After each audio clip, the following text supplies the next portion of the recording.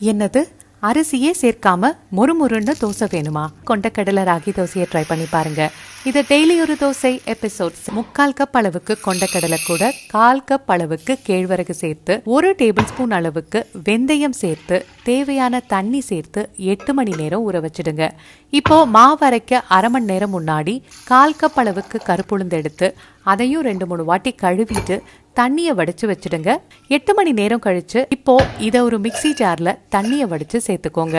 இது கூட நாம கழுவி வடிகட்டி வச்சிருக்க கருப்புளுந்து, 1 டேபிள் ஸ்பூன் உப்பு, தேவையான அளவு தண்ணி சேர்த்து இதை நல்லா மையா அரைச்சிக்கோங்க. அரைச்ச மாவை ஒரு பாத்திரத்தில் சேர்த்து இந்த மாவை குறைந்தபட்சம் 8 மணி நேரம் நல்லா புளிக்க வச்சுக்கோங்க. 8 மணி நேரம் கழிச்சு இந்த மாவு நல்லா புளிச்சு பொங்கி வந்திருக்கும். இப்போ ஒரு சூடான தோசைக்கல்லில் இந்த தோசைகளை நல்ல மெல்லிசான தோசைகளாக ஊற்றிக்கோங்க. ஒரு பக்கம் மட்டும் வேக வச்சிங்கனாலே தோசை தயாராகிடும்.